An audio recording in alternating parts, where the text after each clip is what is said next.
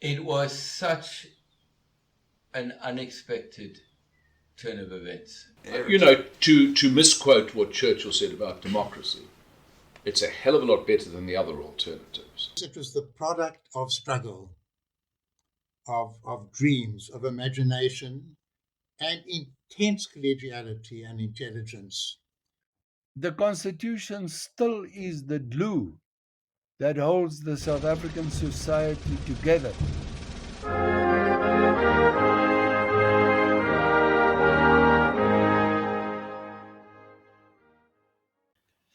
It feels odd to recognize that one of the most important people for bringing a peaceful end to apartheid would be a member of the same national party that implemented it in the first place. However, without his tireless work to help devise the best way that political power could be shared within South Africa, we would not have the modern, democratic South Africa we know today. As lead negotiator for the National Party, he had to reach across the political divide to ensure a positive change could be made to the country. Although it was perilous going all the way through, we managed to reach a lasting agreement in the end, in no small part due to the work of my guest today. Ladies and gentlemen, Roelf Meyer is a true statesman, and it is for that we can all be thankful. And it is also my privilege to talk to him today. Hello, Mr. Meyer. How are you doing? I'm good, thanks, Gabriel, and thank you for inviting me to participate. So, Mr. Meyer, where did you grow up? I grew up in the Eastern Cape, in a small town called Corredo. It's like a village. It's not a town even. And by the way, it's still like that today. My father was a farmer in the area, and that is where I spent my first 10 years or so before we moved on to the Free State, which is in the center part of the country. My father still farming there, and I did my high school in a town called Vicksburg, which is literally on the border of Lesotho. What was it like growing up during apartheid for you? Well, I think we have to, just remind the viewers and the listeners to the context of where apartheid originated. It didn't only originate in 1948, as is often being said. It was institutionalized after 1948, but racial segregation in South Africa existed forever. Until or since the first white settlers came from Europe, the Dutch in particular, and thereafter being followed by people from other nations in Europe, um, racial separation was there right from the start.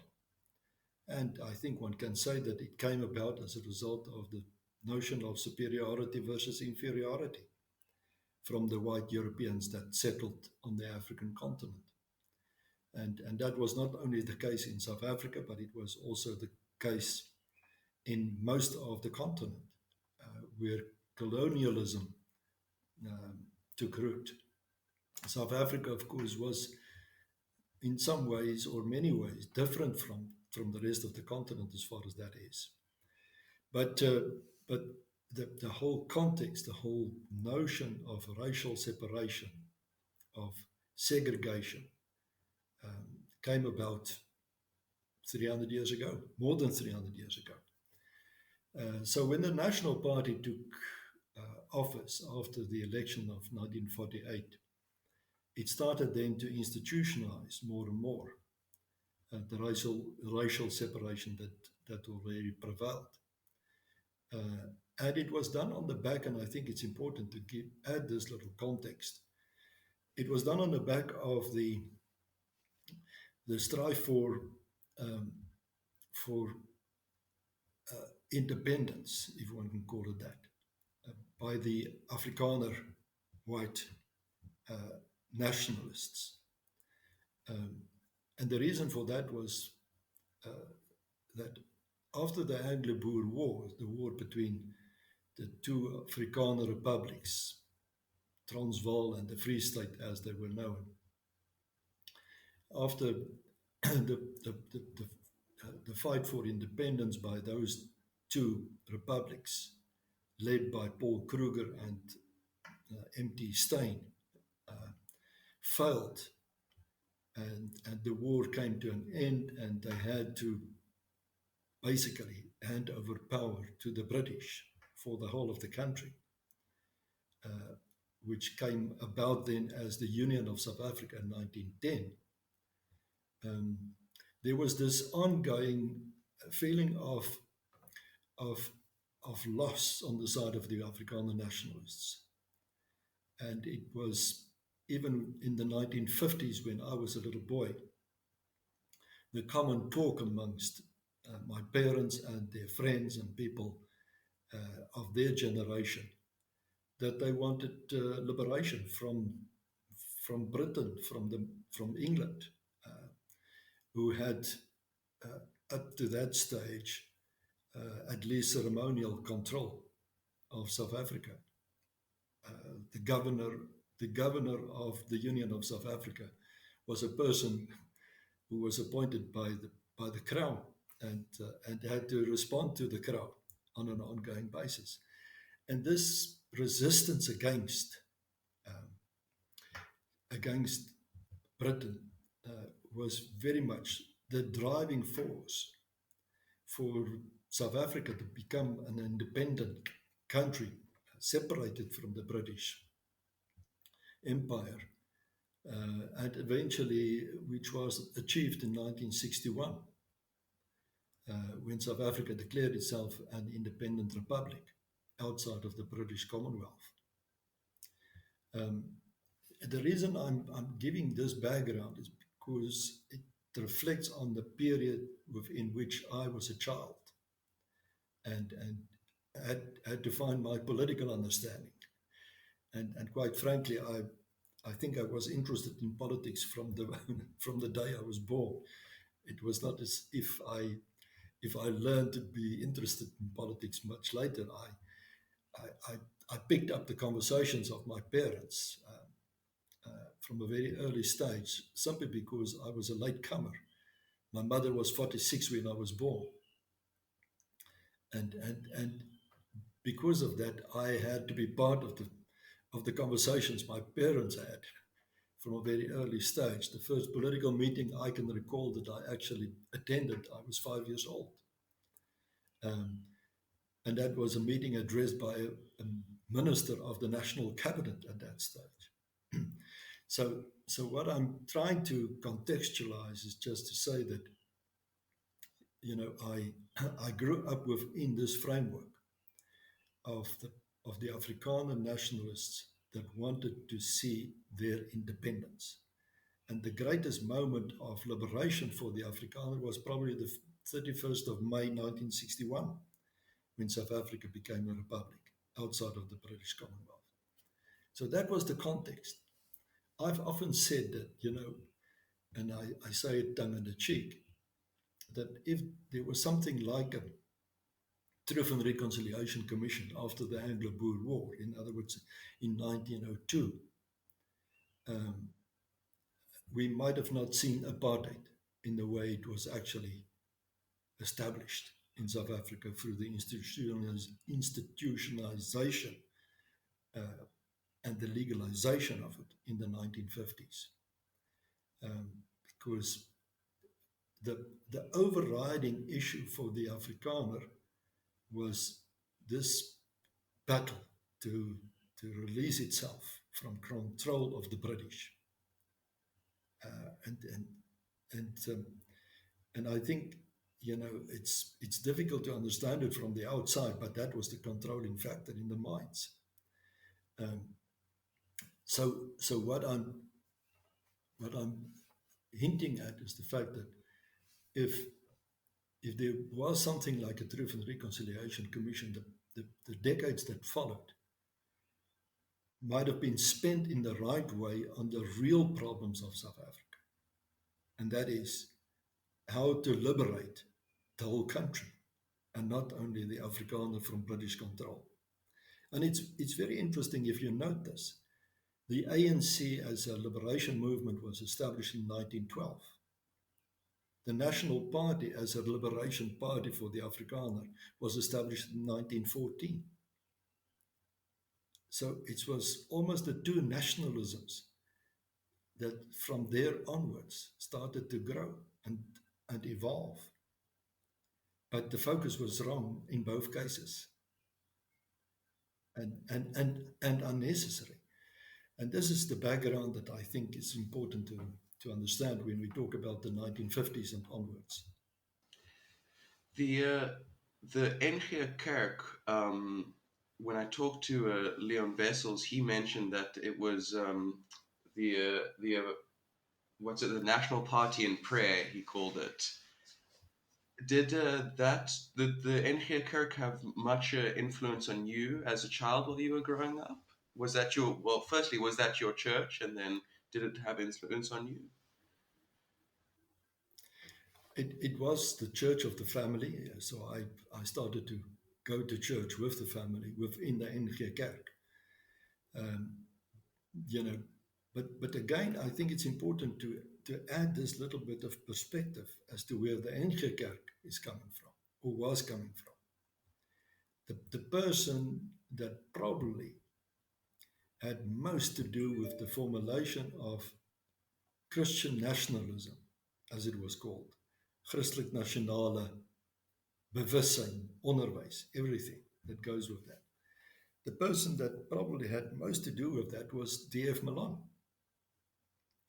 who was the first National Party Prime Minister after 1948, who was actually the person who fought the election on the apartheid notion against Jan Smuts.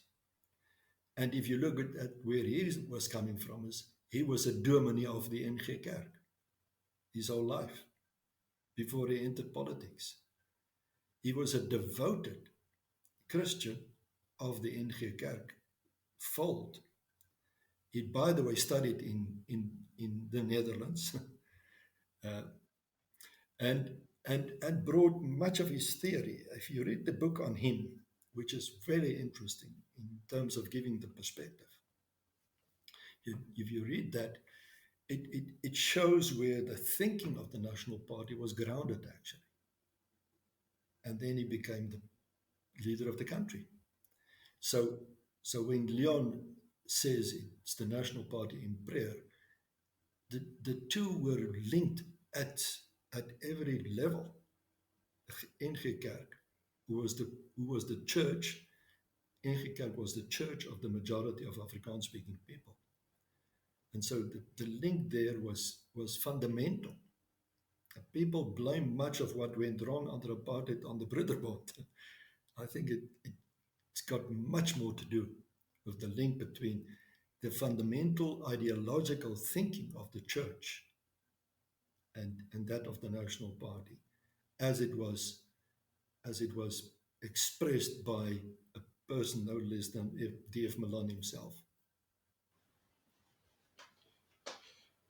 And so, moving past your childhood, you attended the University of the Free State, in which you were actually the head of the Afrikaanse Studentenbond, and it's kind of it reflects on what you already talked about, how you were involved and politically involved from a very young age. But I think that most people my age who know far more about the politics of the anti-apartheid student movements, the so-called student left, than of the Afrikaans student politics. And in my discussion again with Leon Wessels and in his book Encountering Apartheid's Ghosts, he alluded to the Afrikaans students' politics primarily being in favor of apartheid, but there being dissenting voices within the ranks. So I'm wondering, what was your time as the head of the Afrikaanse Studentenbond like? And what influence did your involvement in student politics have on your political beliefs? Okay, so I think again the context is that we had Afrikaans-speaking campuses and English-speaking campuses during that period, and for a long time before. So the Afrikaans-speaking campuses were joined with each other through the Afrikaanse Studentenbond, Afrikaans Student Connection Union, if you want. Whereas the English-speaking campuses were linked through NUSAS, the National Union of South African Students. And the two bodies, the ASB and NUSAS, were always in conflict with each other. It's very interesting. If I look back at it today, I was president of the ISB at the time that Paul Pretorius was president of NUSAS. Now, Paul Pretorius is today a very well-known lawyer in South Africa. He was actually the one that led the evidence, most of the evidence, at the Zondo Commission recently. So Paul and I came to know each other like enemies. And later on, we joked about it, the fact that we found ourselves in that, within that frame of our backgrounds. But the Afrikaanse Studentenbond, ASB, was a very conservative body. I was the president at the time that it was a big issue what to do, and you might laugh at it, but the question was what to do with the colored community in South Africa within the framework of apartheid. The thinking was that we have an answer for black people through the Bantustans and the homelands. That was the apartheid ideology. But there was a gap in terms of what to do with the colored community. And the Afrikaanse Studentenbond, when I was part of the leadership, advocated a colored homeland. In other words, a separate homeland for colored people on the same level and in the same way as for black people around the country. So that kind of ridiculous level of thinking was stated by the ASB, and I've many times later on said I feel ashamed for the positions that I took as a student leader. But that was the thinking, and I can't hide it. It was part of the thinking that was presented by that body of students. There were a few breakaway elements within the ASB that started to evolve also during that period, but it was a minority group. The biggest body of thinking within the Afrikaner student body was a very conservative one, which aligned itself overall with the National Party and the apartheid policies of the time. So my personal line of thinking that started to question apartheid came after my student days. I was not necessarily, and I've said it publicly many times, I was not necessarily impressed at the time of my student politics with the leadership that was provided by the National Party. But it was as if there was no alternative. We stuck with it. It reminds me of sometimes what I see nowadays with the ANC. People are not necessarily happy, but they still stick with it. So that is where we found ourselves by the early 1970s when I was a student leader, first at university level and then as a national student movement leader. And in university, you took both. You took a BCom LLB degree, right? So you graduated with both a commerce degree and a legal degree. That's correct. What was the reason why you decided to pursue a legal career before getting into politics, as opposed to going the business route? Yeah, that's an interesting point. Thank you for touching on that. I entered my studies on the idea that I would like to enter business, the commercial environment, let's put it that way. So I did a BCom and I saw LLB as an addition to the BCom rather than a separate degree with a focus on a legal profession. So I entered then, my first job was with an investment company, the biggest Afrikaans investment company at the time in South Africa, Federale Volksbeleggings. And I was offered an opportunity in their head office in Cape Town after my studies completed. And that was a great opportunity for me, I thought, because this would lead to me to become part of the Afrikaner commercial establishment, so to speak. But I stayed there for a year and then realized I'm sitting with a legal degree that is unfulfilled, having an LB, but no practical experience. So I then decided that I will first go and complete my legal professional qualification, and probably after that return to the commercial world. And then I had the opportunity to do my articles at a law firm in Pretoria, which was, by the way, also a very conservative firm. The biggest Afrikaans firm at that time in Pretoria, but very conservative by means of the majority thinking within the firm.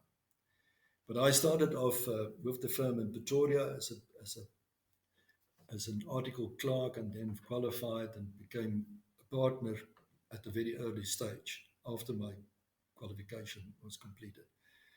And then I stayed on the legal side. But at the back of my mind, always knowing that it's temporary. I won't be there for a very long time. I was not sure for how long, but it was not my ultimate objective to be a lawyer. I knew I was going to move somewhere else, just didn't know exactly where. So, what brought you back into politics then? I was asked to make myself available. By the time that this happened, I was practicing in Johannesburg, same firm, but the firm had a strong commercial branch in Johannesburg.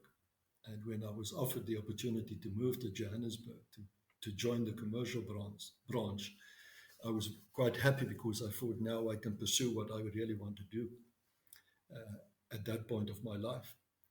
And then soon after that, there was a vacancy in a constituency which is called Johannesburg West. We must remind listeners that during apartheid times we had constituencies.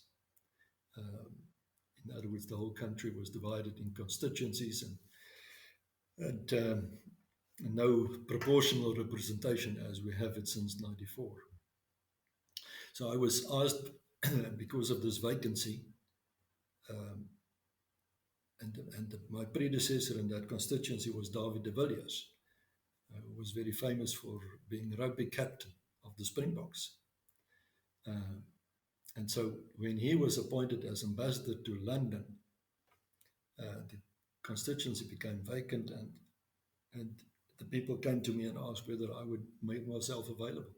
It was out of the blue. I was not involved in any political affairs at that moment.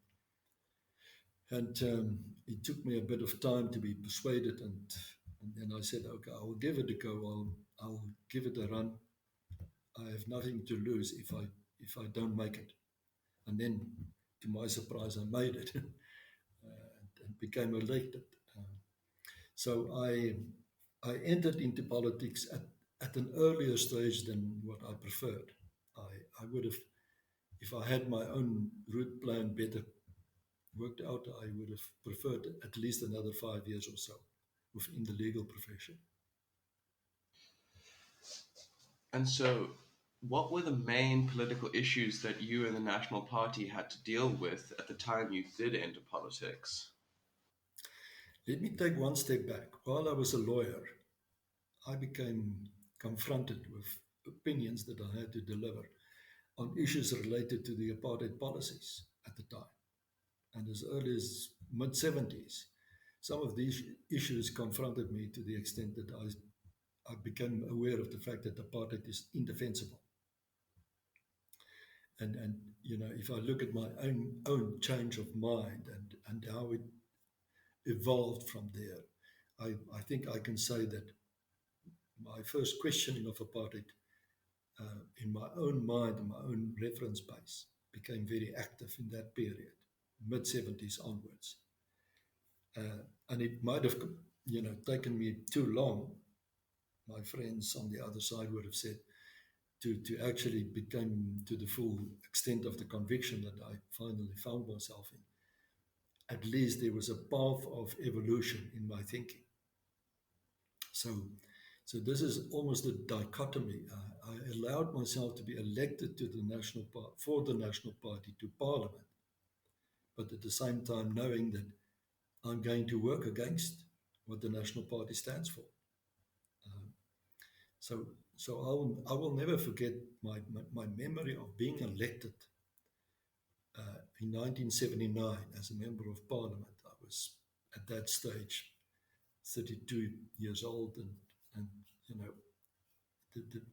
the first thing that came to my reaction when I was sitting down in the benches of Parliament was, I've arrived.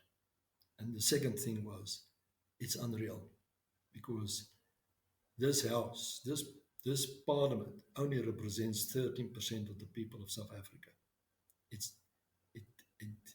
There's no reality to this. And I think that was the driving force, that reality, that experience that I immediately had in my own mind, was part of my driving to help to bring down apartheid in the end. We were a group of the same thinking within the National Party caucus. Many others had the same thinking.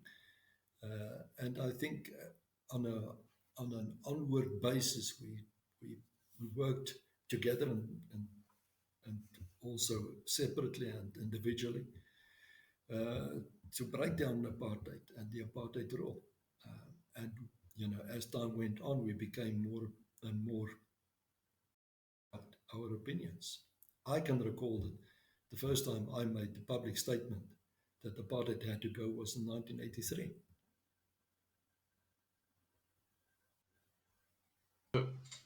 I would like to touch on a moment in your career, a couple of moments in your political career that then stand out to me. And firstly, it's you became Deputy Minister of Police in 1986. Is that correct? That's correct.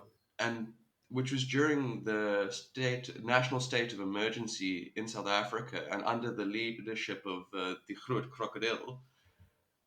Notoriously a very strong believer in the apartheid state, and I'm wondering what was your role in that position, and how did you end up finding yourself being appointed to that ministry, given that you had been attempting to bring about a change to the way that the National Party approached its policies of apartheid?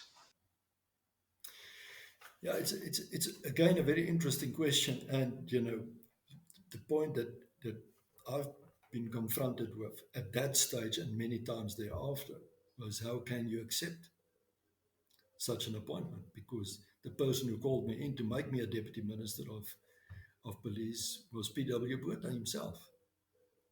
I was not persuaded by anybody else. It was him who called me in, and the question, of course, was him knowing that I was sort of on the reformist side of the party. Why did he give me that job? Now, I think here is the context, and it's a very interesting one for the sake of unraveling what was evolving at that stage. The state of emergency was first enacted in 1985, and then, but that was on a district by district basis. In other words, where unrest occurred. And then it was recalled in 1986, beginning of 1986 more or less, and reinstituted on a national basis. In other words, for the whole country, national state of emergency. through the course of 1986. The obvious attempt from P.W. Botha's side at that stage was to ensure as much control of the state against the unrest that was unleashed by ANC forces around the country. And the ANC force that was at the heart of this was the United Democratic Front, the UDF. And their intention, their public intention, as expressed by them, was to make the country ungovernable. I said to them later on that they were damn effective in that. They were quite successful. But that was the situation as it prevailed in 1986. And P.W. Botha then formed this national management system, national security management system, which was quite a complex system, but with the idea that we should try and bring the unrest under control as much as possible. And my instruction from him, when he appointed me, was to say, you go out and find out what is the problem in every place where unrest occurred, so that we can address it through the state's means. I didn't receive the instruction to arrest people or to take control of people in terms of using the state forces, but rather to address the problems that gave rise to the unrest by means of state intervention. So in other words, and there were many different issues that were used by the unrest makers for causing the problems. For instance, if there were no school books delivered in time to schools, then I had to find ways of ensuring that the school books get delivered so that the cause of the unrest can go away. Or if the problem was a lack of water supply or other services of a social nature, or a lack of medical staff in unrest areas. And the reason why the state of emergency was handy in that sense, we could call on the military to provide services like that, because the conscripts were there.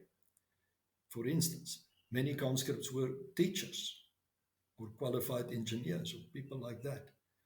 And so we could bring them in to address the nature of the problem where the unrest occurred. And that was my task. I later on said that it was probably the best thing that P.W. Botha could have done to me personally.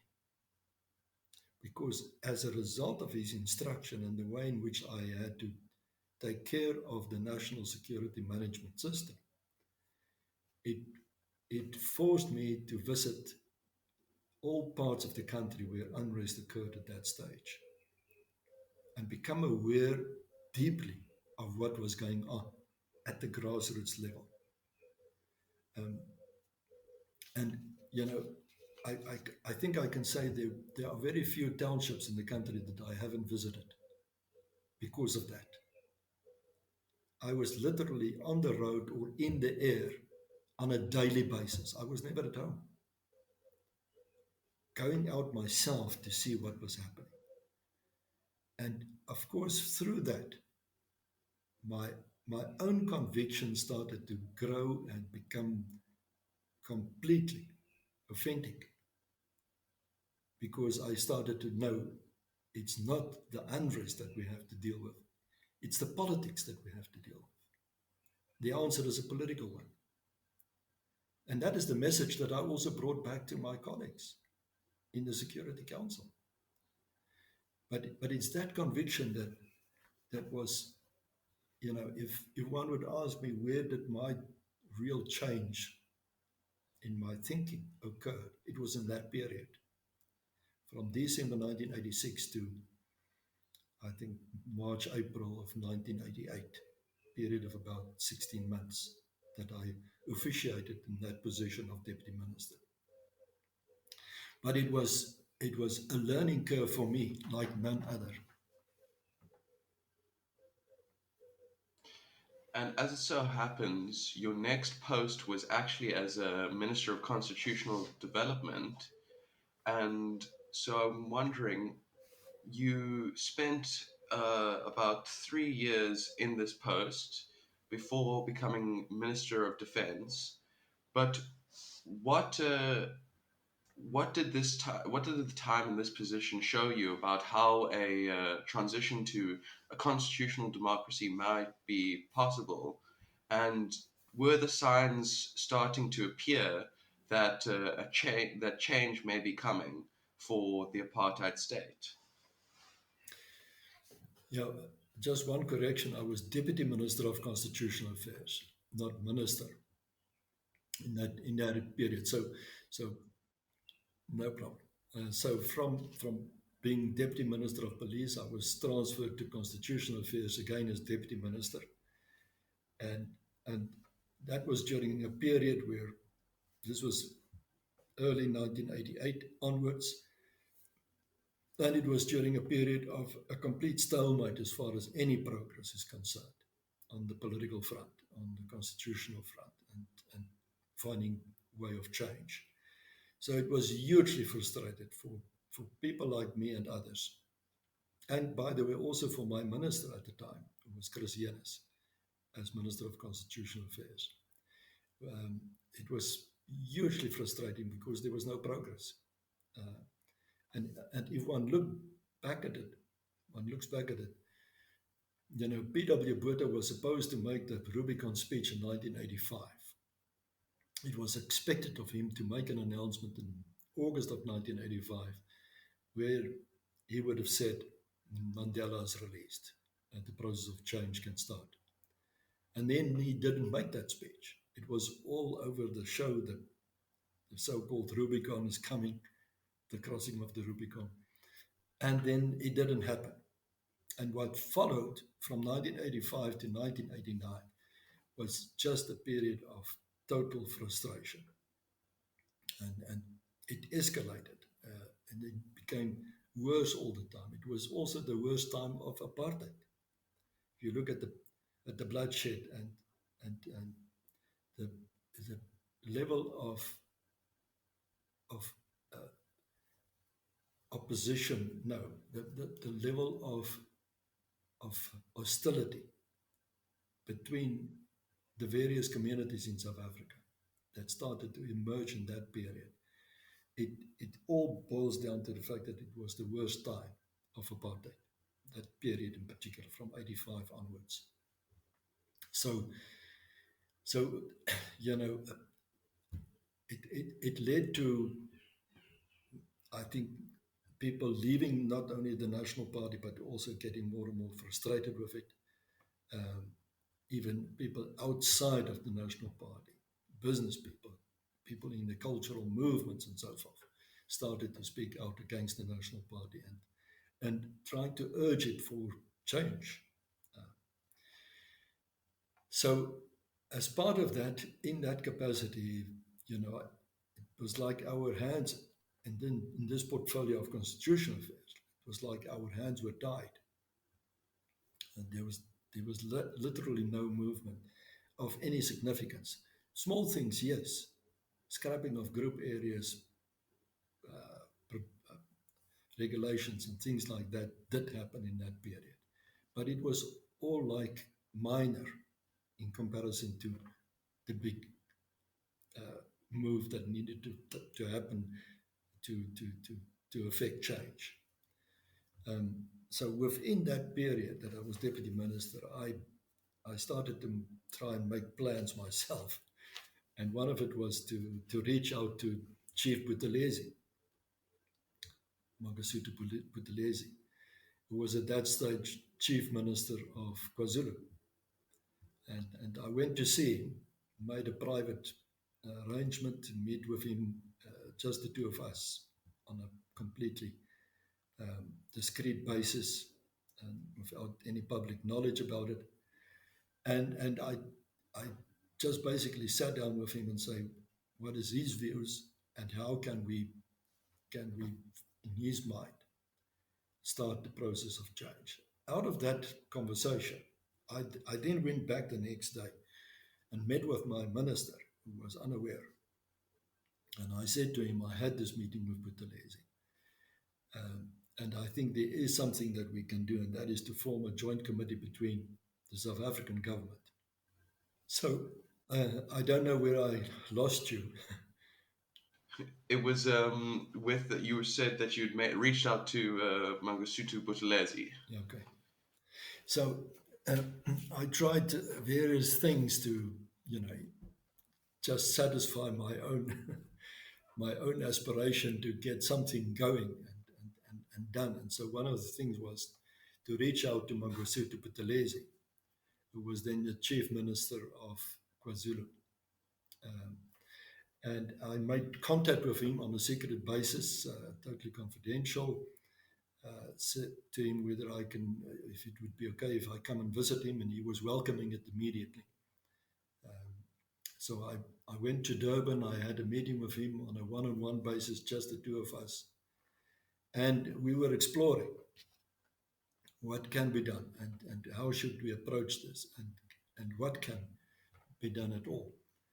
And I then went back to the next day to Cape Town and meet with my minister, who was not aware of my meeting with Buthelezi. And I told him about it, and I said, I think there is a way forward. If we establish a joint working group between Buthelezi's government, which is the KwaZulu-Natal homeland government, and the South African government, to address the situation and see what can be done. And Chris Jennis immediately thought it was a good idea. I was a bit surprised. But out of that was then formed this joint working group. It became known as the Obstacles Committee, because the term of reference was to address the impediments that impede, or the obstacles that impede the process of negotiations. We all knew what it was, but the question is how to address it and make it palatable. So this joint committee was then formed. It consisted of, on the KwaZulu side, as leader, it was Oscar Glomo, who was also Secretary General of the IFP, a great individual, a great person who we lost, unfortunately, too early. Oscar was the chair from the KwaZulu side, and on the South African government side, it was Stoffel Botha, who was the leader of the National Party in Natal. I served on a committee and a few others on the South African side. And we had a number of meetings. It was at least satisfactory in the sense that something is happening. So in the end, we produced a report which became public, and I think in that report for the first time it was said, where government delegation participated, that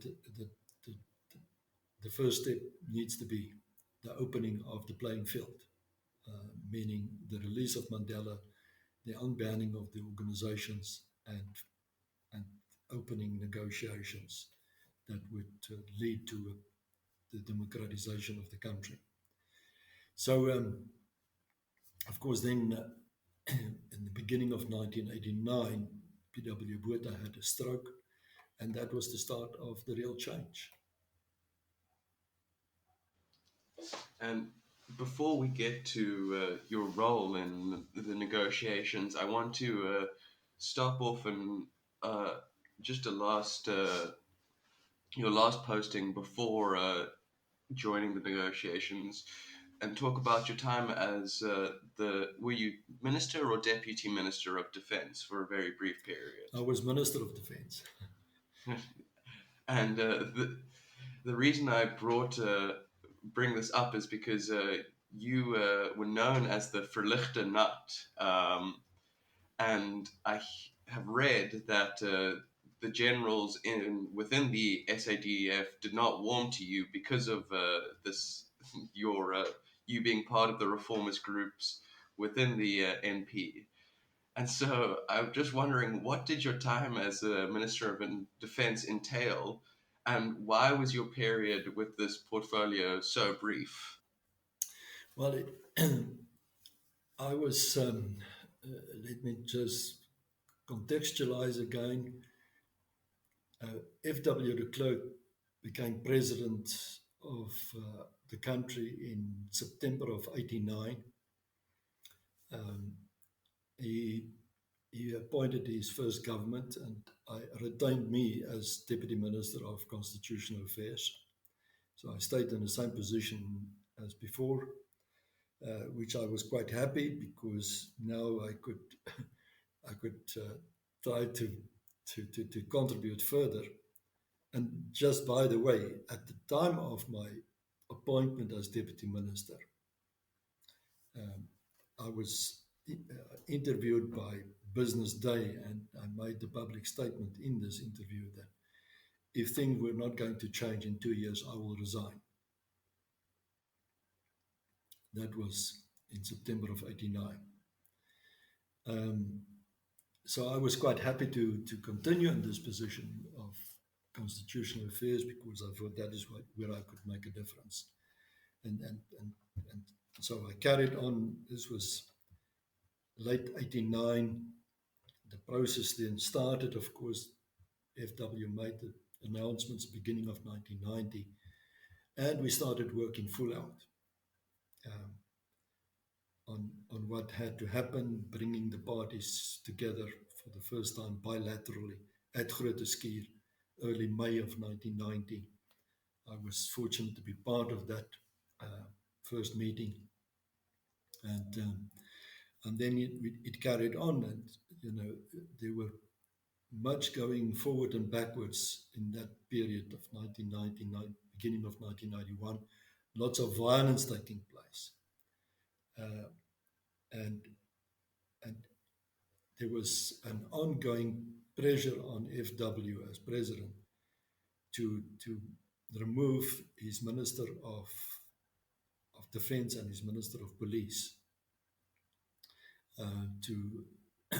because they were blamed for carrying on the apartheid policies in those departments. That was Magnus Malone and Adrian Vlok. And so in the end, FW decided by August 1991 that he had to make that change. And I then was appointed to replace Magnus Malone as Minister of Defense. Now, that was quite a shift, as you can imagine. I was a youngster still. I had no military background. I was not seen as a military person by all means or standards. But it was like I was the first civilian appointed to that position, if you put it in that context. So again, my friends, particularly in the ANC at that stage, said, how can you accept this? How was it possible for you to even consider this? And I said, well, changes have to happen within the military as well. And there were senior officers who spoke out against my appointment. They were obviously very frustrated and angry about it, but not the top leadership. I had a wonderful working relationship with the Chief of the Defence Force at the time, Kat Liebenberg. Him and I had an excellent relationship, because I said to him, I'm going to leave him out. In other words, he takes responsibility for discipline and the responsibilities that he had to execute, but he has to follow my political guidance. And he said to me, yes, Minister. And that is how we worked, full out for that period that I was in that capacity. So I could I could encourage him to start the negotiations with the ANC, which I did, because we were in the process of preparing for a changed state. And one of it was that the military forces, the regulated force, South African Defence Force, as well as the paramilitary forces, Umkhonto we Sizwe and others, had to find ways to work together so that we can have an integrated force at the end of the day. And so it was under my guidance that this started to happen in 91, beginning of 92. And I attended some of those meetings myself. The very first one, I was there. When Kat Liebenberg and the senior generals met with Joe Modisi, Chris Hani was still there at that stage, and others who were leading in Umkhonto we Sizwe. So it was a time of excitement and forward movement. But then my former minister under whom I served in constitutional affairs, Gerrit Viljoen, who was then still Minister of Constitutional Affairs, in the early part of 1992, started to fall ill, and his situation, unfortunately, escalated. His illness escalated. And then FW realized that he had to replace him. And this happened by May of 92. And then he called on me to replace Gerrit Viljoen. So that is why I had to move on from defense. I don't think I was moved from defense for any other reason that I'm aware of. But to replace Gerrit Viljoen was, that was, of course, a more senior position for me, but also that gave me the opportunity to start to lead the negotiating team from then onwards. So, and it was in that capacity, the one you mentioned, you started to lead the negotiations.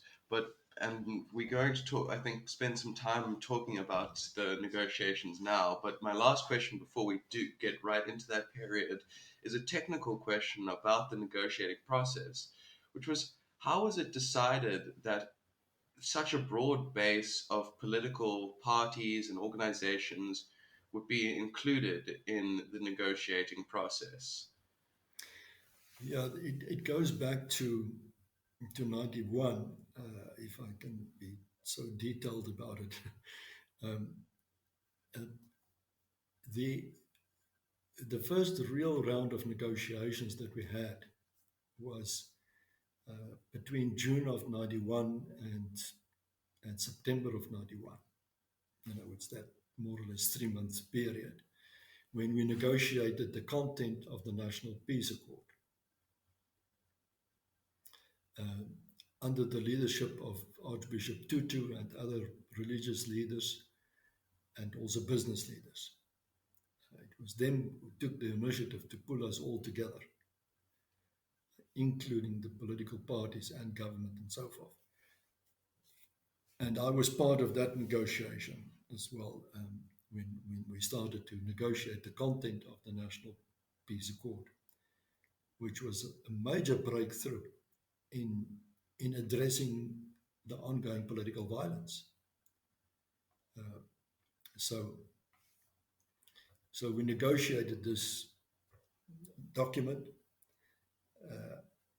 And incidentally, during that period while we were negotiating this document, the ANC's first national elective conference took place.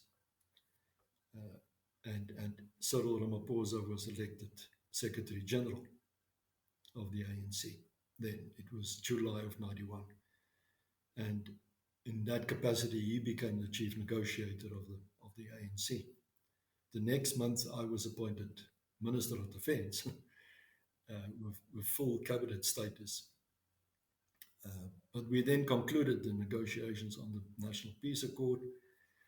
And after that,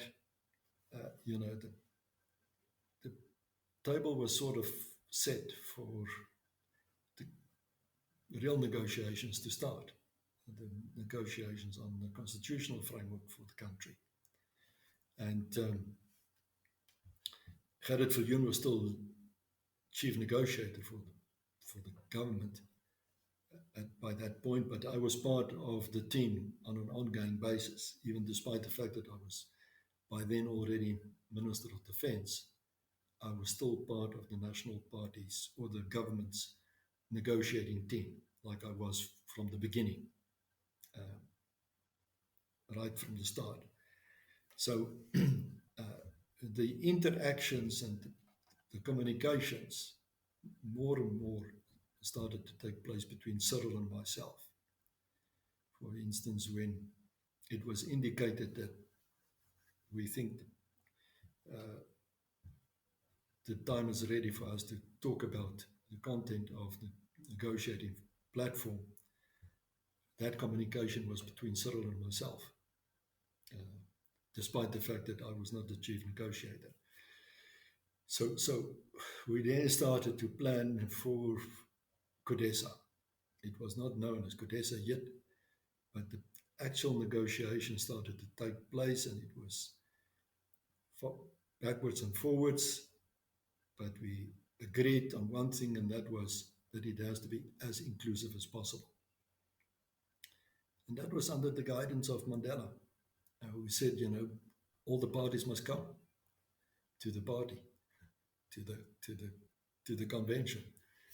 And out of that, of course, CODESA, or the Convention for a Democratic South Africa, emerged. And by the beginning of December of 91, a meeting of all the parties took place, where formally it was agreed that we will have the convention before Christmas that year. And so it happened on the 21st of December 91, where all the parties were together for the first time in the meeting space that was called CODESA. But the problem with the CODESA negotiations is that in the end, there were two holdout working groups, correct? Well, there are 5 working groups in total, I believe, and 2 were particularly strong holdouts. And so CODESA, on the backs of the holdout working groups, actually failed. And so I wondered, you've brought that the communication was happening primarily between you and our current president, Cyril Ramaphosa. And so what happened in the background that brought the negotiating teams back to the table for the MPNP when after the CODESA negotiations were unsuccessful? Yeah, that's a long story in itself, but let me try to cut it as short as possible. The CODESA process, like you said, failed because it couldn't reach agreement on certain specific matters within 2 working groups. And this resulted in a complete failure of CODESA 2, as it was called then. CODESA 1 was the starting moment, December of 91, and the follow-up was supposed to take place in May of 92. But then because of the disagreements in 2 of the working groups, by the way, I was not one of those working groups at least, but there was unfortunately some completely destructive positions taken by some of my colleagues within, at least within one of the working groups, where Cyril was also participating. And it led to a position where there was just overall disagreement, in the sense that we couldn't reach a position where factual progress could be reported to the public plenary event in May of 92, CODESA 2. And so CODESA 2 just collapsed. It was still the understanding that there would be bilateral discussions carrying on between the ANC and the National Party government. I was then appointed the Minister of Constitutional Affairs after this failure of CODESA 2. So for a brief period, I held both portfolios, that of defense as well as constitutional affairs. But I was now suddenly the chief negotiator. And we tried to carry on a bilateral basis. But then happened the Boipatong massacre in June of 92, which resulted. Could you just spend a minute explaining what happened with the Boipatong? Because it's been mentioned a lot by a lot of my participants, but I haven't, no one's really explained that for people my age and from my generation who might not be so familiar with what happened. Yeah, Boipatong was not the only one, but one of some incidents that occurred, but it was the biggest one in terms of the nature and the people, the number of people killed. It was in the south of Johannesburg, a hostel where people stayed, where a massacre was executed, mainly by supporters of Inkatha Freedom Party, and the slaughtering took place, and it was generally blamed on government forces. In other words, the responsibility was attached to government forces, whether it was rogue elements or individuals, or whatever the case might have been. But the general conclusion was that it was government forces who were responsible for that. By the way, that was never factually confirmed by any investigation authority that looked into it afterwards, that investigated it. But the general political conclusion was, that was the tipping point. And Mandela then used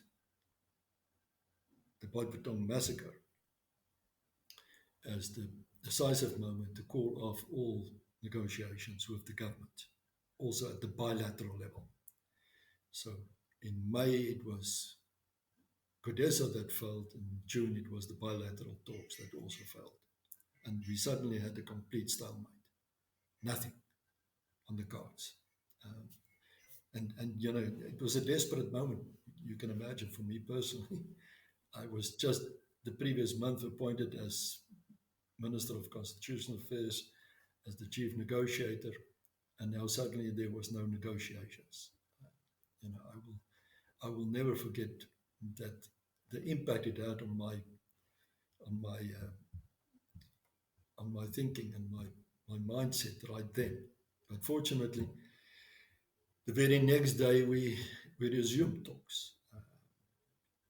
Because Cyril called me and said, when can we talk? And it so happened that our principals, Mandela on one side, De Klerk on the other side, agreed that we should carry on, be it behind closed doors. And for the next 3 months, we mainly negotiated on a bilateral basis, him and I, with a small team supporting us on both sides. That became known as the channel between him and I. And for the next 3 months, mostly in great secrecy, we negotiated how to get out of this quagmire and to find a way forward. Maybe just one contextual point again. I think the main reason for the collapse of CODESA, as well as the calling off of the bilateral talks, was to force a resumption of talks on a real platform that could provide answers. I think it was clear to the ANC in the early parts of the negotiations, in other words, throughout the early months of 1992, that we were not on the same agenda. If you look at some of the proposals that were provided specifically in those two working groups that fell by National Party representatives, it was quite clear that we were not on the same path. One such proposal that I always use as an example was that there should be, this was coming from the National Party, that there should be a system of rotating presidency. In other words, Mandela 6 months, De Klerk 6 months, and the Buthelezi 6 months, that type of thing. A power sharing model on that basis. But also with the underlying, and everybody could see through it, with the underlying understanding that it would mean a veto for minorities. And of course that was unacceptable to the majority of South Africans. And I think it was that type of thing, I use this as an example, but it was that type of thing that led the ANC to realize that we were not on the same page. And I think the collapse of CODESA was the one factor that led to, or was the one event that culminated, and the other was the Boipatong incident. So what I'm saying is both were actually used as opportunities from the ANC side to force the issue so that we could renew, or rather start from scratch with the effort to find common ground on what is it that we really want from the future, and where are we going to. Well, welcome back, Mr. Meyer. So we left off with a discussion about the opening of the channel between you and Mr. Ramaphosa, and how that helped to get back on track the negotiation process and eventually led to the MPNP, the multi-party negotiating process. But I'm wondering, my first question related to that is, why was it that the channel was between you and Mr. Ramaphosa? What was it about your relationship with each other that meant that you could break the deadlock of the negotiations where it seemed as though no one else could? Well, I won't say nobody else could do it, but it so happened that by the time that we had this complete breakdown in the negotiations, I'm talking about the end of June 1992, after the Boipatong incident, it so happened that he was the chief negotiator for the ANC, and I was then appointed as, just before that, appointed as chief negotiator for the National Party government. So in a certain way, we had to take the responsibility to get things going forward and to get things done. I think fortunately we had a fairly good relationship by then already, which was established over a period of time, as I explained. And, at the time of the breakdown, we were mandated by our two principals immediately to pick it up. It was at the beginning not easy, but I think it was, we were fortunate in the sense that we were two individuals who could get along and had a mutual sense of responsibility. I think on both sides we knew that it was up to us to find the answers, to find the solutions, and to go forward and to bring about an end to the conflict and bring about a settlement in South Africa. So I think that was a combination of a number of factors. The factual one, that we were the chief negotiators. Second one, that we had established a relationship already by then in terms of understanding how to work together. And thirdly, that there was a common sense of responsibility. And to take you on a shorter side, I've heard that the way you started your relationship, or the way that you and Mr. Ramaphosa really got the relationship going, is quite a funny story. You were both related to fishing, so I was wondering if you could spell out exactly what the moment was that brought you together and made you realize you could connect as individuals more than as negotiators. No, I think there's a correction I immediately have to make. He was keen on fishing and I was not. and, and he tried to train me at my request, and it didn't work out. And the hook ended up in my finger and broke off simultaneously. And it was a big hoo-ha, and everybody tried to get out the hook until he took a set of pliers. I had to swallow a glass of whiskey, and the hook came out.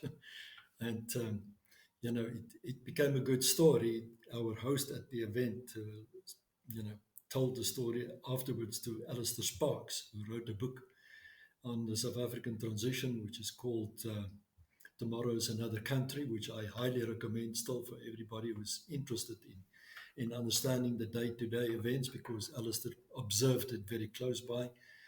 And he started off the book on with the story unexpectedly, because between Cyril and I, we forgot it. We forgot it happened, the incident. I wanted to get it out of my mind very quickly because I was embarrassed. But it was recorded by Alistair Sparks, and so it became a nice story. And people think that was fundamental to the negotiations, which was not the case. But it's a nice story. It tells people, I think, and this is maybe the most important part of it. It tells people that if you want to become successful in negotiations, you have to build relationships, and that I can say is fundamental to success in negotiations. You can't stay enemies. You have to find a way to become personal, or develop personal relations. I keep on saying the three main important things about the South African success is, one, the fact that we succeeded in building a process of inclusive negotiations. Everybody was there, all parties, all persuasions were at the table. Secondly, we succeeded in building trust amongst us as the former opponents. And thirdly, we took responsibility and ownership. We didn't leave it to others. There were no mediators from outside. And I think those were the things that really brought us the success.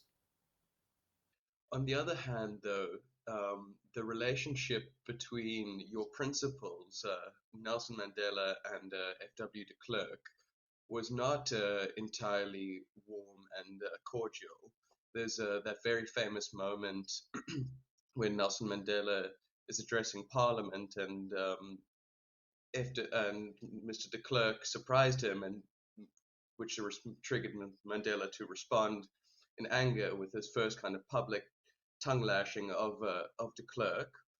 But I'm wondering, with someone who had close personal contact with both of these South African heroes, what do you think was the cause of the tension between the two?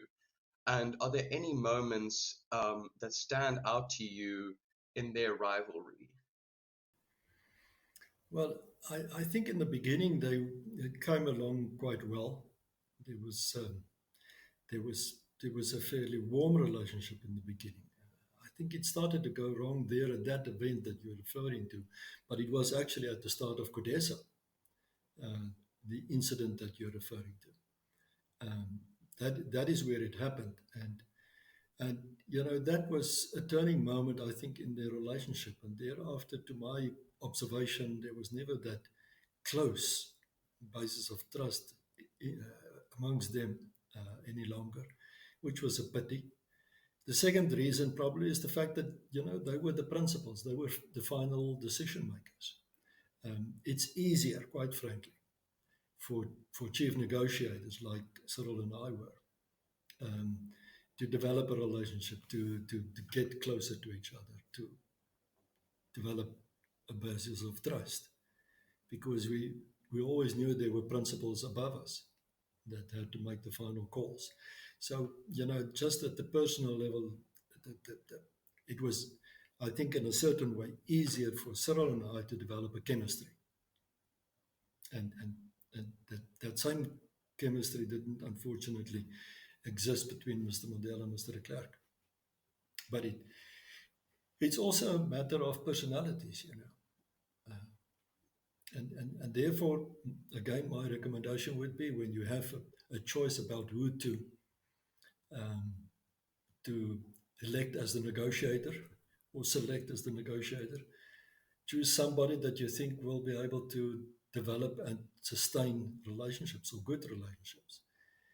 I've often been asked, why was I appointed in that position by Mr. De Klerk? And I said, I think it was because he knew that I had a good relationship with Cyril and that we would come along quite well. I was probably least qualified for the position in the terms of my seniority in cabinet. There were others that were far more seniors, and despite that, I got the job, and and I think it's because of that factor that Mr. De Klerk decided I should do it. And so, what were the key issues that needed to be settled before the MPNP could begin, and how did you resolve these debates? Well, you see, as I explained before, the reason for the breakdown was not only by Patong. It was also the fact that we were not on the same playing field in a certain way, so to speak.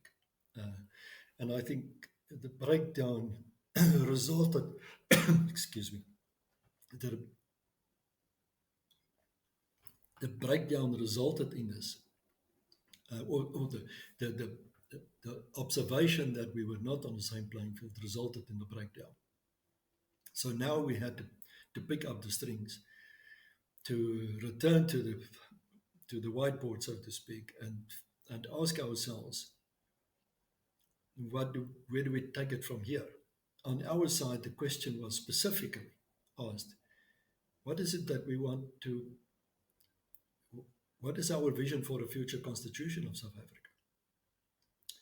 And when we answered that question, it was possible to move forward, because the answer was to build a South Africa, a democratic South Africa, on a basis of respecting the individual and equal rights for everyone at the same level as individuals. So that was a major change from the earlier departure point that emphasized the need for protection of group rights and or minority rights.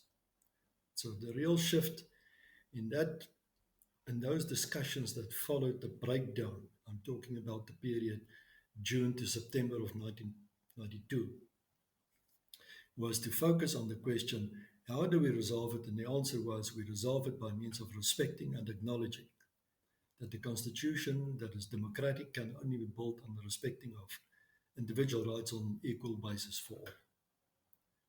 And once we succeeded in doing that, and once we agreed on that, the leaders could sign the record of understanding at the end of September 1992.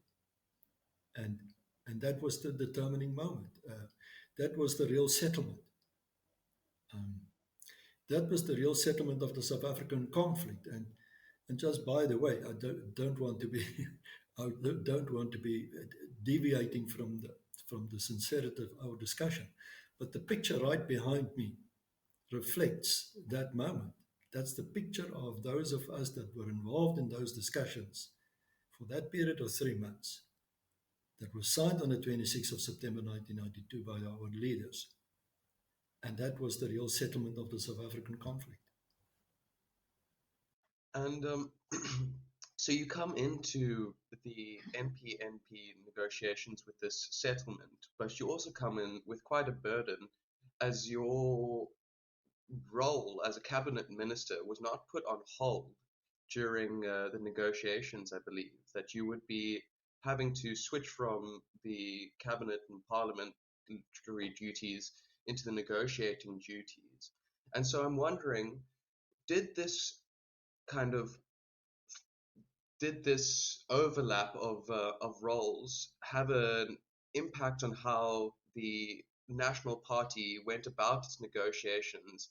Because, for example, the ANC could be seen to have had an advantage in this because they didn't have to be juggling, their delegates didn't have to be juggling all of their responsibilities all at once. They could focus primarily on the negotiations and getting what they wanted from the MPNP. I'm going to answer the question, but let me interrupt the answer just briefly. After the settlement was reached, after the record of understanding was signed, a period of intense further negotiations followed in two directions. The one was to get the other parties back to the table, because the agreement was between the National Party and the ANC, the National Party government and the ANC. The other parties were not part of that record of understanding. And so we had to brief them, we had to get them back to the table. And against our expectation, quite a lot of them were not prepared and ready to come back to the table. So it was not an immediate resumption of the multi-party talks. It took us 6 months, basically, to convince everybody to come back to the joint structure, the multi-party negotiating forum or process. And so that was an intense period of further negotiations, this way and that way, with all the parties. But while that was happening, almost in parallel, the National Party and the ANC carried on with negotiations on a party-to-party basis, bilaterally, for the sake of moving forward. And we started in the process to put some flesh to the future constitutional framework of the country. And it was a very intense period of negotiations at the bilateral level simultaneously with the multilateral negotiations. So it was busy times. And so on the back of that, your question is relevant. But the answer is, I think, very simple. My job as cabinet minister was to negotiate. I was Minister of Constitutional Affairs. That was my job. So I had the benefit of being dedicated to that task with less other line function responsibilities than some of my colleagues would have had. And that is the reason why the Minister of Constitutional Affairs was the chief negotiator, like also my predecessor was, Dr. Gerrit Viljoen. And so, are there any moments from your time in the MPNP that particularly stand out in your memory as kind of meaningful for how the process eventually ended with the South African Constitution, and Bill of Rights, quite large, that was agreed upon prior to the democratic elections in 1994? I think if one looks at the content of the record of understanding, this document that I'm saying was the real settlement, if you look at that content, you see the key pointers for which we had to start to address. First, at the bilateral level between the ANC and the National Party government, and then after at the multi-party negotiating process. And those were key elements like a full-scale set of fundamental rights that would be embodied in the interim constitution, that the interim constitution had to be drafted by this body of multi-parties, the multi-party negotiating process, and that it would provide for a full constitution that could replace the apartheid constitution, so that there was not going to be any what was called constitutional hiatus. between the apartheid constitution and the new democratic constitution.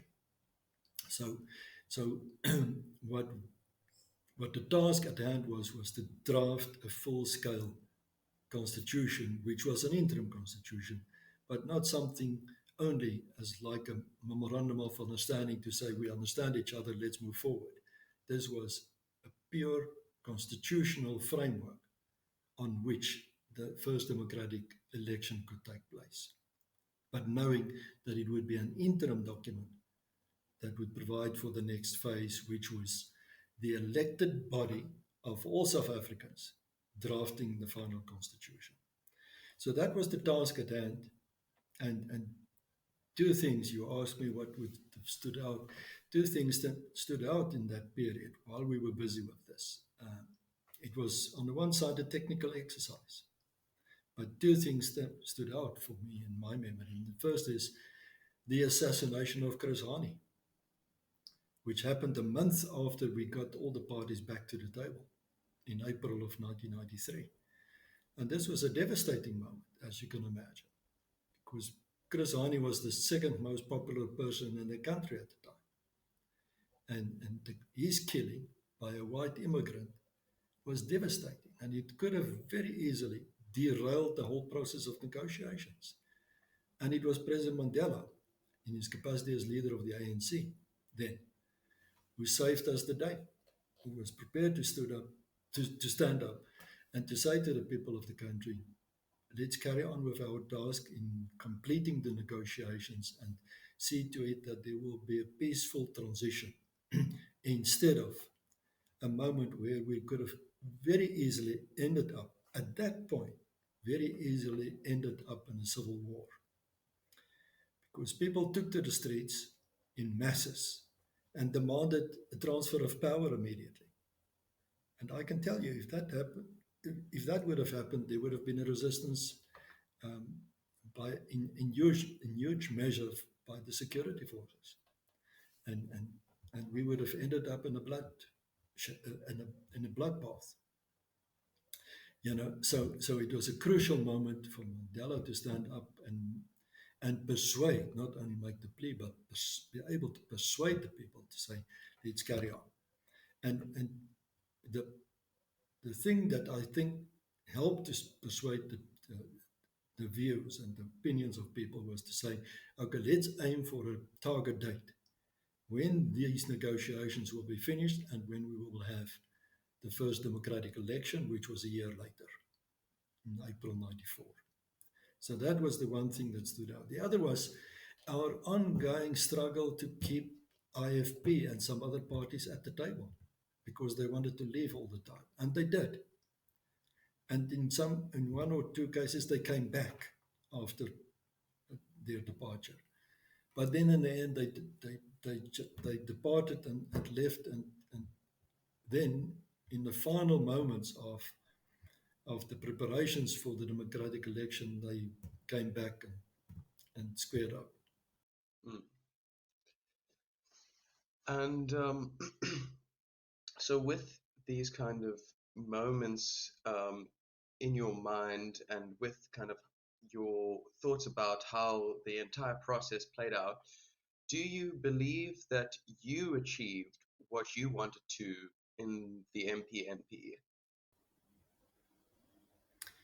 Well, the first objective was to create a democratic constitutional framework for the future of South Africa.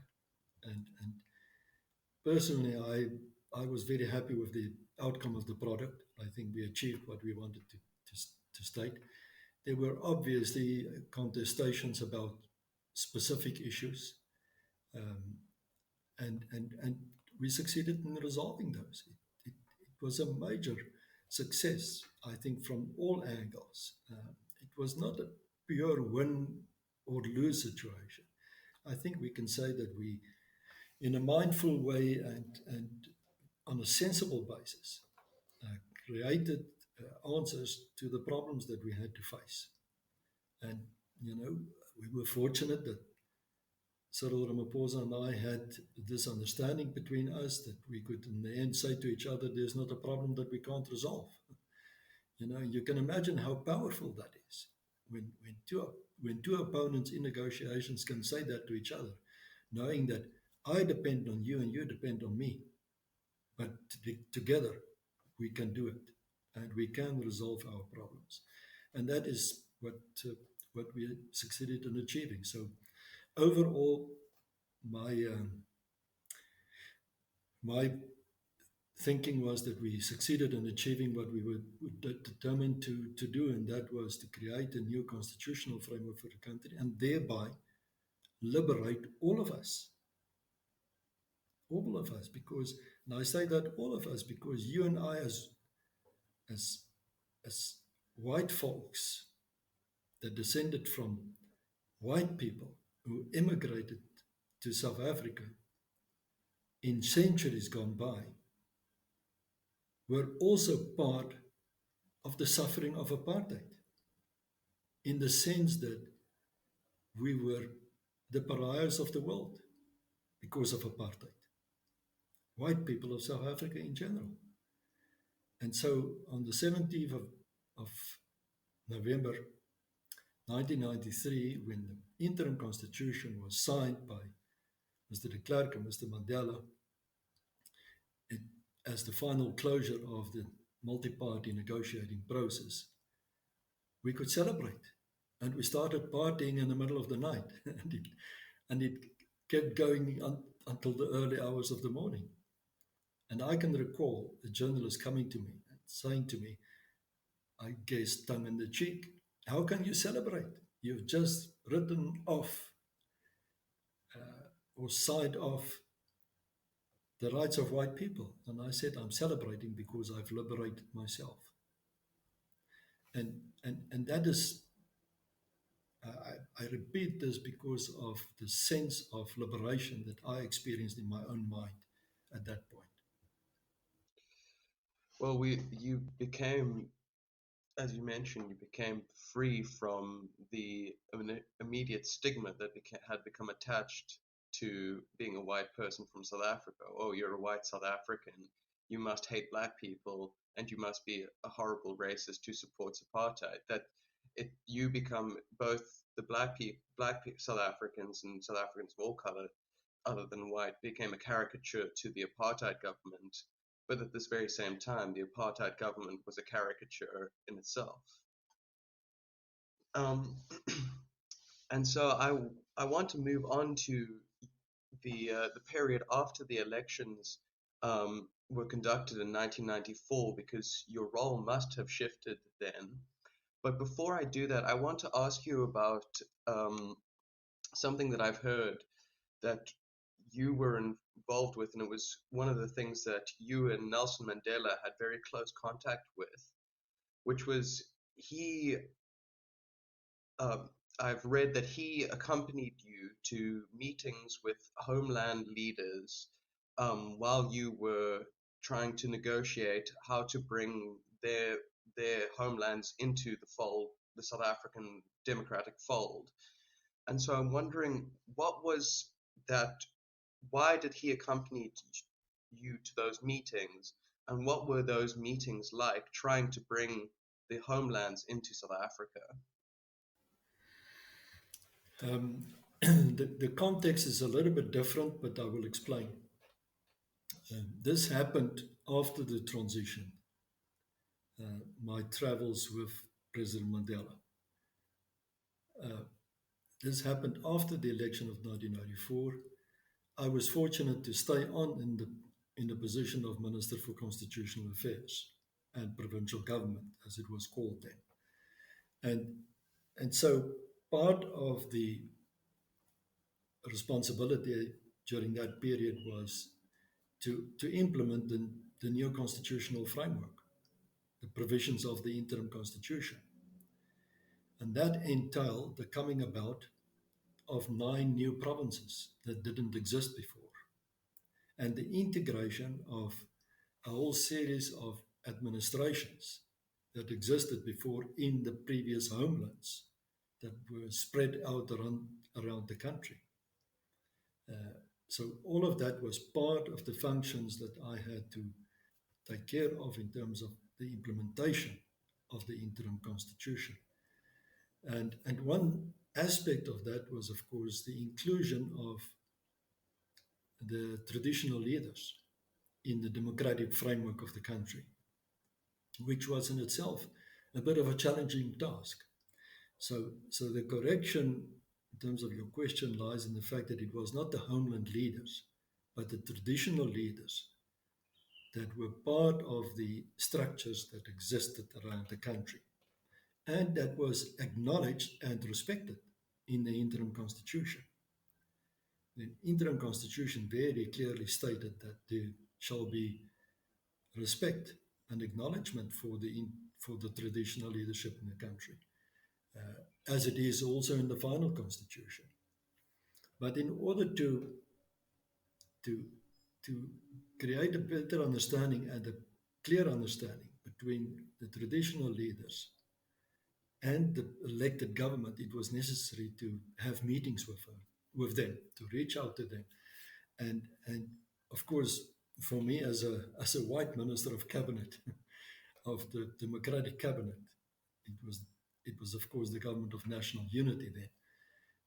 It was not that an easy task, and so I reached out to President Mandela and asked him to help me in speaking to the kings and the traditional leaders and the chiefs around the country, which he was immediately prepared to do. So I went with him to meet with these kings and chiefs and traditional leaders in various parts of the country, in various regions, wherever they were exercising their authorities. And in many cases, of course, President Mandela took me along then and said, okay, I will do it for you, but you must come along. and the deputy minister, my deputy minister at the time was Vali Musa, and he went along as well. So we often had to sit there and to listen to President Mandela when he would speak to the traditional leaders in their indigenous languages, not knowing exactly what he was telling them. But the outcome in all cases was good. So we had a successful transfer as far as that is. And so, what were some of the issues that needed to be resolved in the new negotiations for the final South African constitution? Well, the constitutional framework was sort of clear in terms of how to ensure that we have a constitution that projects the desires and the wishes of all South Africans on an elected basis. And I want to emphasize here, the interim constitution was drafted by parties that were not elected. They might have been representative of all the people of South Africa, but they were not elected by the people of the country, and they were not elected to draft the constitution, therefore. The emphasis and the importance of creating a constitutional assembly, as it were, after the first democratic election was therefore very, very important, because it was now the elected body, the National Assembly, that was operating as the Constitutional Assembly at the same time, sort of in parallel. And it was these elected representatives of the country that had the task to determine the Constitution. So in many ways, we went through the same exercise. A constitutional committee was established out of the Constitutional Assembly, out of the 400 people. There was a constitutional committee elected, representing the different parties, elected parties, and that body then gave direction. It was chaired by Cyril Ramaphosa, and the deputy chair was Leon Wessels. And that body gave the direction for the debates and discussions and the negotiations that had to follow. The vast majority of issues were not didn't require negotiations. In other words, there was mutual thinking or common thinking about most of the content of the Constitution. And yes, there were debates, but it was not necessarily, it didn't materialize in negotiations. So the issues that were identified in the process as we moved forward were listed for further negotiations, and it was addressed in a way that, you know, it was manageable. I think I can't remember exactly the number, but in the beginning there was a list of 80 things or issues that had to be resolved through negotiations. And as we went on and got closer to the end, because we had 2 years to finalize the job, the number became reduced and reduced and reduced. And in the end, I can recall there was like a six-pack of issues that had to be resolved. And in the last days of that period that led up to the final approval of the Constitution in May of 1996, we were busy through the night sometimes to resolve those remaining issues. And it related to things like labor issues, to language, and a variety of other issues that, like I said, ended up in a six-pack. Mm. But I believe that there was some resistance to the Constitution within the NP until the very end of the negotiating process. And so I'm wondering what was stopping NP members from fully backing the new constitution, even though they'd had a significant influence in the MPNP and then been elected into parliament and had a deputy president in Mr. De Klerk, and significant not reduced negotiating power, but still significant negotiating power as the second biggest party in parliament. So what was stopping, what were the conflicts within the NP that was halting some of the people from getting behind the constitution? I think the main issue was, in the end, the fact that there was no provision for a long-term government of national unity arrangement beyond the 5 years. The 5 years, you will recall, was stipulated in the interim constitution as the period for the like changeover, and that would have provided for a government of national unity, but it would have come to an end after 5 years in terms of the constitutional arrangement as it existed. The National Party was advocating for it to be for a longer term or indefinitely, I don't know. But that was not a realistic demand. As simple as that. It was not a realistic demand, because in no constitution you would find, or in no democratic constitution you would find a provision like that would be based on an enforced government of national unity. And that was the argument by myself and many of my colleagues, that this is not something that is realistic. But there were some that thought that was a very important demand, and then unfortunately some of them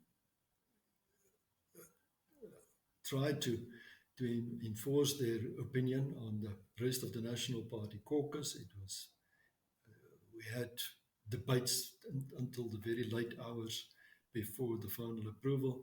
But fortunately, Mr. De Klerk was himself persuaded that we had to go forward.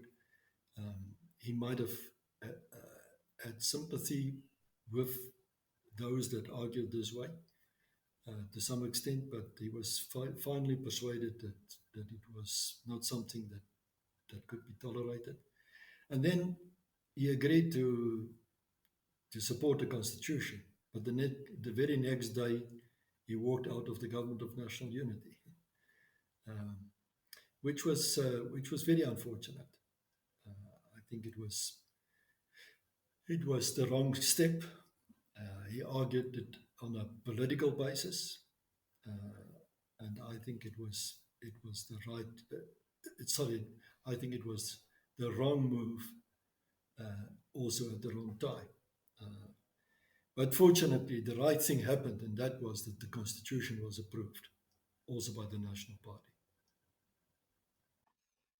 And after all of this kind of intense negotiating, I want to, and all of this discussion about how it is we birthed this kind of miracle of the South African Constitution, I'm going to ask you two final questions, not about the period of negotiations, but about just your feelings about your contribution to South Africa and the Constitution's contribution to South Africa in general. And so my first question is about you, and I'm wondering, what are you most proud of having contributed to the South African democracy? Well, I proud is probably not the right word. I can only say I'm extremely fortunate. I feel myself extremely fortunate that I was part of this change that happened in this country's history. It's the most important change ever since the the, the country came into being. And one can argue when it actually came into being, but ever since it started, um, it was the most important change that happened. And my generation was fortunate to be part of that. We can feel ourselves extremely fortunate to be part of that.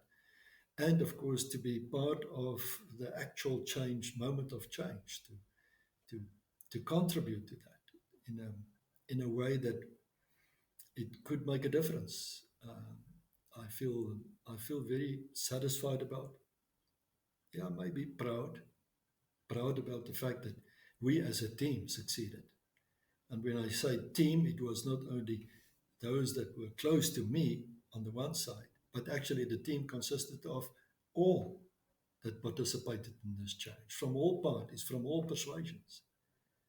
We can feel ourselves very fortunate that we had leaders that were willing to give up personal interest and sacrifice what they otherwise would have been legitimately been entitled to achieve, to bring about peace, to bring about a peaceful settlement. And now, as we speak, if I look back at that, and I still see how people in the rest of the world in conflict situations see South Africa as a benchmark of how peaceful transition can happen out of conflict, then it remains remarkable. And that is why I keep on doing some of the work that I'm busy with even today, sharing the South African experience in peaceful transition from conflict with others in conflict situations. I'm traveling over the next few weeks, I'm traveling to different parts of the world where people are in conflict to share exactly that experience and to help others on the basis of the benchmark that we have succeeded in delivering in South Africa. And I think with that, you kind of give a very good sketch as to what your answer may be for my final question, which is to draw things forward a little bit. There's been a recent attack that has been mounted on the Constitution, kind of directly in the form of some ministers going after it and saying that it's outdated or doesn't work, but also in a more subtle way, the Constitution seems to be losing ground with people of the generation just before mine and my generation, because we don't know really what was at stake when it was being written. And so I want to ask you if and why the Constitution remains an important achievement for South Africa, and why does it remain relevant to every South African that currently is living? Well, I think, everybody who is frustrated about what our current experience is should for a moment stand still and go and look at the Constitution. Just read it for yourself. And then we can come to the debate and ask further questions. That would be my advice. And I say this on the basis of the fact that I think we succeeded in providing one of the most liberal constitutions in the world. When I say liberal, I mean in the way in which we provided for and prescribed individual rights and the way in which it should be affected in the Bill of Rights, in Chapter 2 of the Constitution. It's an amazing set of rights that have been described there that South Africans are entitled to. And what is a constitution? A constitution is actually a contract between the people of the country and the government, the state. And the state, and this is actually being said in the beginning of Chapter 2, the state has the responsibility to enact and to implement these rights.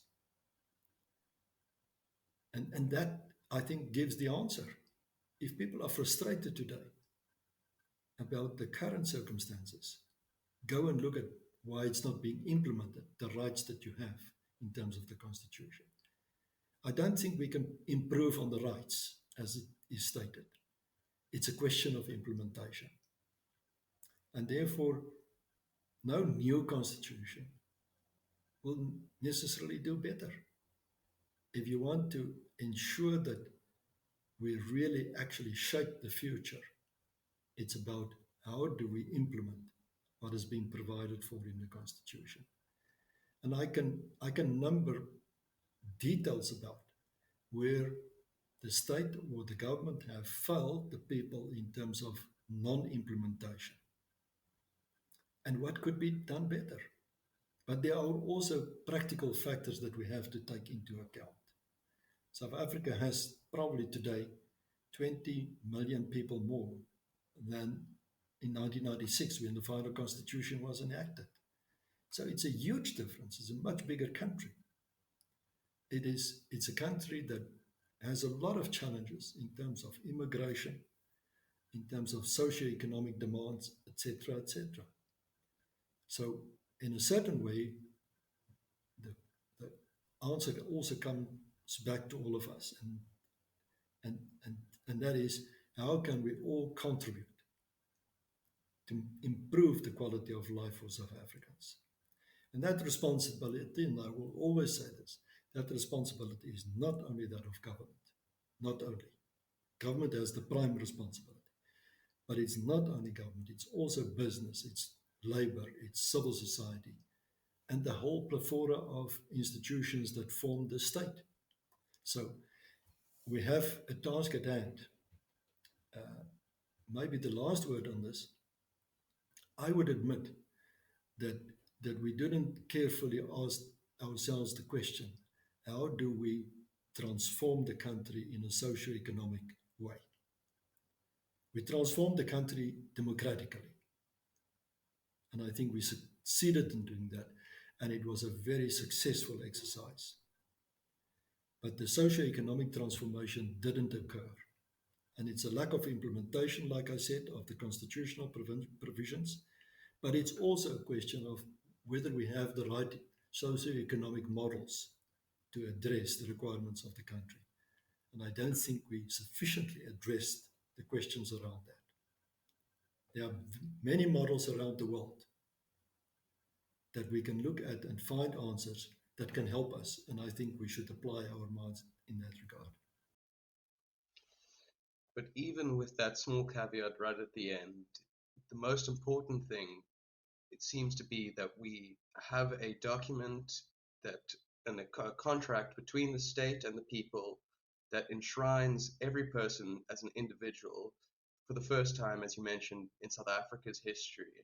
And so to end, I just want to thank you so much for the part that you played in making sure that I could grow up in a South Africa in which there was this contract and this acknowledgement. And thank you for taking the time to speak to me today. It has been absolutely phenomenal. Thank you, Gabriel. Thank you for the opportunity, and thank you for initiating this project. I congratulate you on that, and I wish you well, and let's keep the conversation going. Perfect. Thank you so much.